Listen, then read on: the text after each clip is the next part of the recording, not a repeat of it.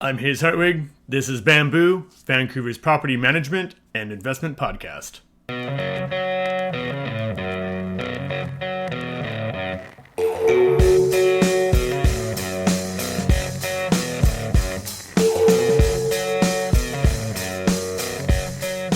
Hello everyone, and welcome to the show. Now, generally speaking, our show is geared a lot towards landlords and do-it-yourself landlords. However, we do have a strong contingent of people who are renting that do listen to our show as well. One of our previous shows, we had in the Q&A there on Spotify about, would you like to know about any of the scams and red flags that are going on? And oddly enough, we had a bunch of people request, yes, they'd like to know about that. And so what we've decided to do is this show, we're going to cover some of the scams and red flags that are out there that we come across in our daily search as we deal with the property management business in Vancouver. And we have noticed that there's been a bit of an uprise in it simply for the fact that there's a bit of a housing crisis going on out there. And so people, they get desperate in desperate times, and it does bring in some bad players into the fold. So without further ado, we're going to cover some of the red flags and that are out there in the rental market and things to avoid. The benefit, of course, being that for a tenant that's looking for a property, make sure that you look for these red flags. And for those that are doing it yourself as a landlord, you may be accidentally doing some of these things that makes you come across as scammy and thus holding you back from finding a great tenant because you're scaring off the savvy tenant that would otherwise rent your place. Now, this list, of course, is not that exhaustive, but it does have quite a few points that you will want to check out. So, without further ado, let's get into it. The first one that you're going to want to do is to research your property. People are looking online and they are going to find the property in that. However, a lot of the scammers like to go onto the MLS and find a property that's already for sale and just download everything because everything they need is there to put up a fake listing. It's got professional pictures. It's got a write-up already done, room sizes, all that is there. So once you find a property that you are interested in renting, make sure you put that into Google. See if it's for sale. See if there's anything that's been written about that. Maybe somebody else got caught up in the same sort of thing. So make sure that you research the property as thoroughly as possible and really make sure that it's there. That's one of the main things that you want to do.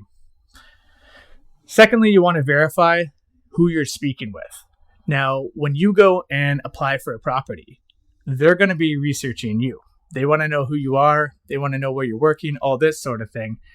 So make sure that you can confirm the identity of who you're talking to, whether it be the landlord or a property manager. Now, one of the ways to go about this is for the do-it-yourself landlords that are marketing their own property. You can go down as a tenant or whomever to the land titles office there's in New West. You can also do it online and pull a title search. The reason why you want to do this, it's not that expensive, is so that you can verify that you are in fact speaking with the owner of the property and not just some random hero. And this way, when you get to that property, ask the landlord that you're going to be speaking with if they'll just show you their photo ID. They should be totally fine with that, just because this way you can compare the person on title with the photo ID and make sure that you are in fact speaking with the proper owner of that property. If the property is being represented by a licensed property manager, which all property managers in BC are supposed to be licensed, you can actually compare with the Real Estate Council of BC. I will have links to both of these websites in the description for this show.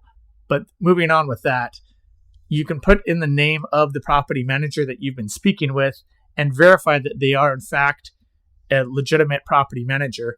They also all have a license number. So you can just ask the property manager for the license number and they should be absolutely forthcoming with that, because why wouldn't they be? It's just their license. And this way you can make sure that you are speaking with the correct person that has the authority to rent you the property that you're interested in.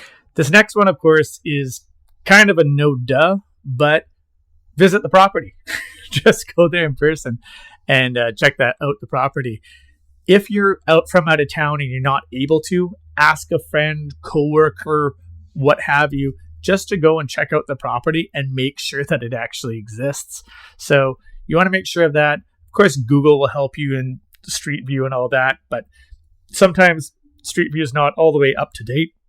So you want to make sure that the property still actually exists and that there's nothing funky going on with that and you're good with it. So now getting into some of the red flags that are out there is if there's difficulty arranging viewings, that could be a sign that there is something going on.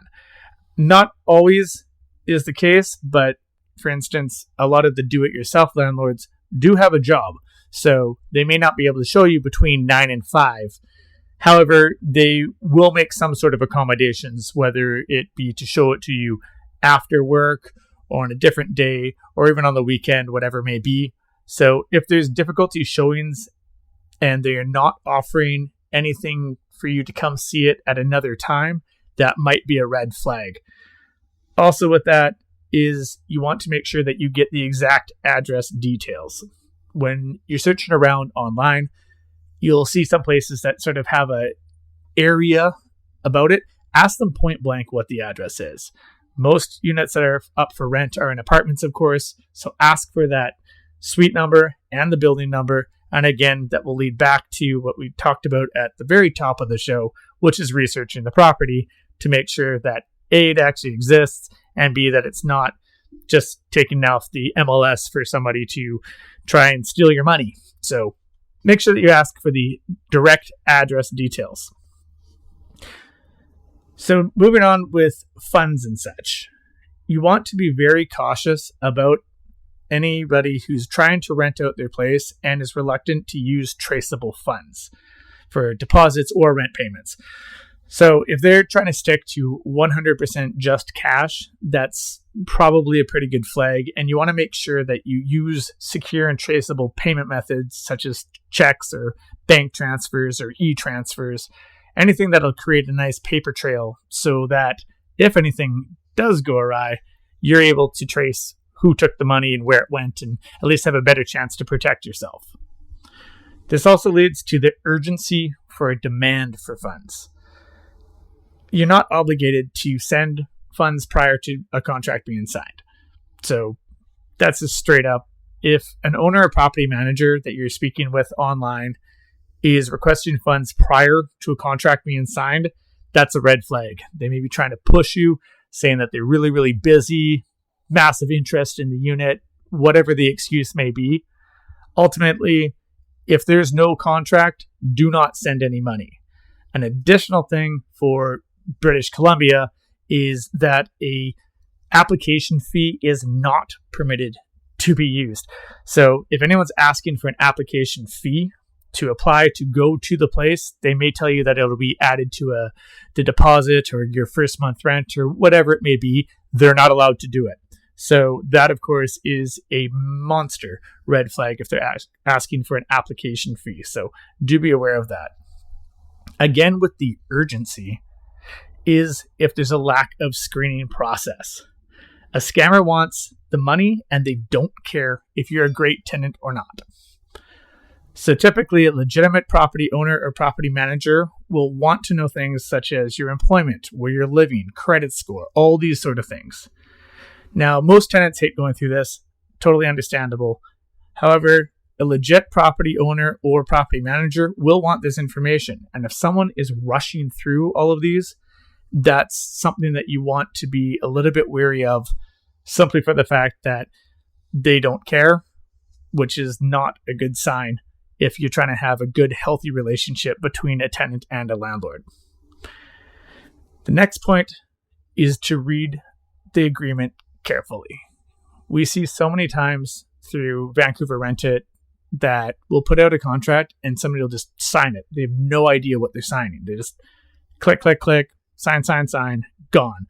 And that's pretty crazy if you think about it, because anybody can slide in something into their contract. They could change the price from the ad that you responded to the contract that you're signing. And once that contract's signed, now we have a legal binding contract that you are stuck with. So once you do get a contract, make sure that you slow down and read it carefully. We're all guilty of tinkering around on our phone or watching TV or trying to multitask, but this is a legal binding contract. So make sure that you sit down and 100% focus on it. And if you have any questions, ask them prior to signing the contract. You want to make sure that you're happy with what you're signing and that everybody's on the same page so that you have a good, healthy relationship with your actual landlord. The other thing that comes up a lot of times is people just wanting to have a handshake and no contract. It's nice when you get along with somebody and have some rapport, and that's great. However, not having any documentation for your tenancy is a terrible idea. One of the scams that's out there is to meet with a tenant, shake hands, collect the deposit on the unit, and then everyone goes on their merry way. However, come in the move-in day, they have your money, they're not there, and you don't have a place to rent. So here you are stuck with no contract, no paperwork, and you've lost your deposit just because somebody, was a little bit smooth talking and shook your hand and we're on the merry way. So just make sure that if you do not have a contract, do not send any money. You also have to be aware of unrealistic rental prices. If the rent is significantly lower than the market average for similar properties in the area, there's a good likelihood that that's a red flag. Lots of the scammers will go and make the most attractive property to try to get the most people in there, because obviously the more marks that they find, the more money they're going to make. So do be careful. If you see something that is well below the market, if it's too good to be true, it probably is. Marketing wise as well, bad or no photos could be a giant red flag. Could you imagine that you're trying to sell a car only based on text? You'd probably be taking good photos of it, wash the car, make it look as best as you can. So you'd want to have a bunch of photos up there, of course, right? If there's no photos, or they're terribly photos, blurry, look like they were taken through a potato or something, that might be a red flag. So do pay attention to homes that are not being marketed very well, because they're just trying to get it out there and make some cash. At the minimum, a place with no photos could be trashed. And at the worst, it could not exist.